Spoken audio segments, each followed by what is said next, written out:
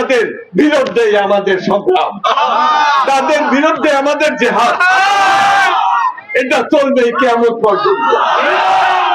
কারবালার প্রান্তরে জেহাদটা হয় নাই, তারপরে যুগে যুগে হয়েছে। এনায়তপুরি খাজা বাবার সেই যুগ গেছে, সেখানেও আপনাদের দাদা বাবারা এই জেহাদটা করে গেছে।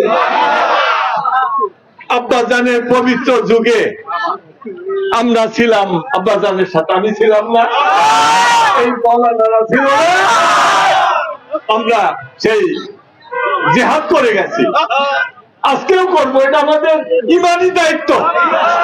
আপনারা কষ্ট করলেন, কিন্তু যেখানের সাথে এই যে প্রায় কত কিলোমিটার হবে, এততে আমরা ঘুরলাম, একজোশন, এত ক্লান্তি, কিন্তু দয়াল নবীজির সেই খাস রহমতের ছায়া মাথার উপরে দেখেন না,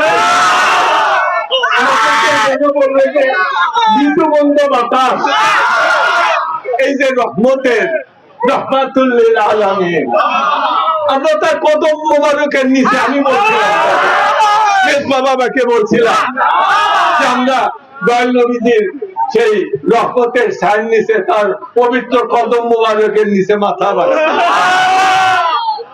এই জন্য আমরা ভয় পাই না। আমাদের জাকেরদের বিজয় হবেই, এবং চূড়ান্ত বিজয়।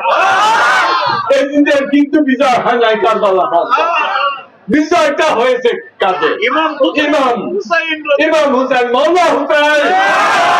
এই জন্য তো আমরা বলি হুসাইনিয়াত জিন্দাবাদ, মুর্দাবাদ, হুসাইনিয়াত জিন্দাবাদ, এজিদিয়াত মুর্দাবাদ, এগুলো স্লোগান দিতে হবে। এগুলো কিন্তু আমাদের ইমানের সঙ্গে সম্পর্কিত।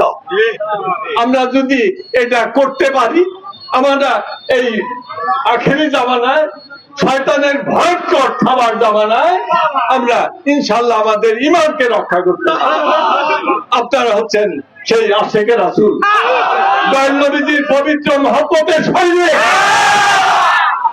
আপনাদের পরাজয় নাই, আপনাদের পরাজয় নাই, আপনাদের মৃত্যু নাই, আপনারা অমর রক্ষা।